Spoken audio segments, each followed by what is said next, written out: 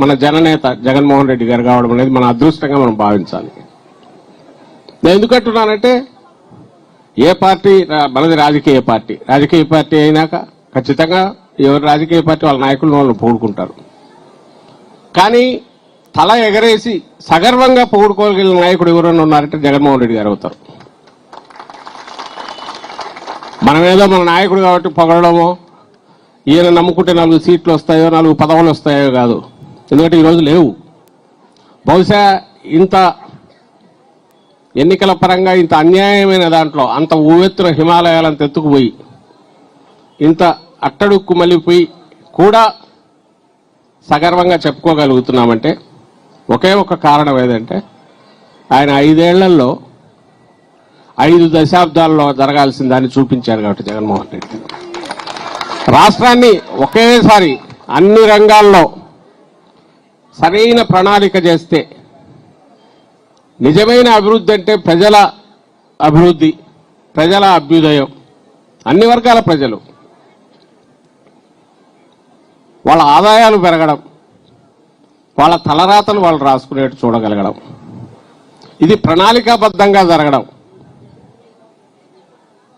ఏముంది, అప్పులు చేసేసి లక్షల కోట్లు తెచ్చి పని చేయనా చేయొచ్చు, కాలా అట్ట చేయలా. 5 ఏళ్లలోనే మనందరికీ తెలుసు, రోజు మనం తలుచుకుంటూనే ఉంటాం.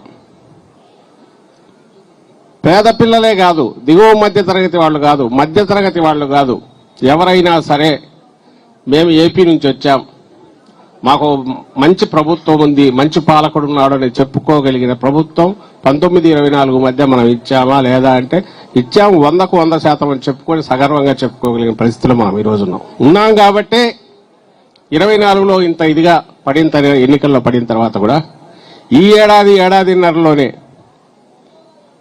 ఎన్నికల్లో ఓడిపోయిన వారం తర్వాత మొదలుపెట్టి ఎక్కడ ఈ ప్రభుత్వం, చంద్రబాబు నాయుడు గారి ప్రభుత్వం, ఈ కూటమి ప్రభుత్వం తప్పులు చేసిన నిలదీయగలుగుతున్నాం.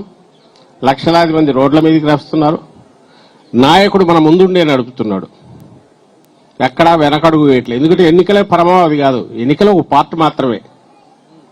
నిజమైన రాజకీయ పార్టీ, ప్రజల పక్షాన ఉండే పార్టీ దేనికైనా ఎన్నికలు ఒక పరీక్షలు లాంటివి వస్తుంటాయి. అవే గీటురాయి, అది లేకపోతే దుకాణం బంద్ చేయాలని కాదు. చేసిన వాళ్ళు చాలా మంది ఉన్నారు, చేసుకుంటూ పోతున్నారు కూడా. అంటే దానికోసం ఏదైనా ఎంత దిగజారి అయినా సరే ఎన్నికల్లో ఎట్టో ఒకటి నెగ్గాలనుకునే రాజకీయ పార్టీలు ఉన్నాయి. అదే రాజకీయం అనుకునే వాళ్ళు ఉన్నారు.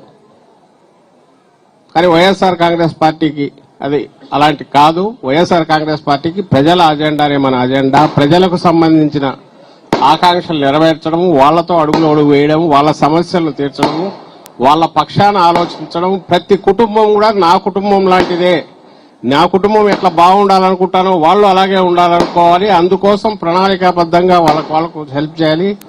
వాళ్ళంతటా వాళ్ళ తలరాత మార్చుకునే రకంగా వాళ్ళ కాళ్ల మీద వాళ్ళు నిలబెట్టాలని జగన్మోహన్ రెడ్డి గారు ఏదైతే అనుకుంటున్నారో దానికి అనుగుణంగా ఈ పార్టీని అతి తక్కువ కాలంలోనే తీర్చిదిద్దారు వైఎస్ఆర్ కాంగ్రెస్ పార్టీ.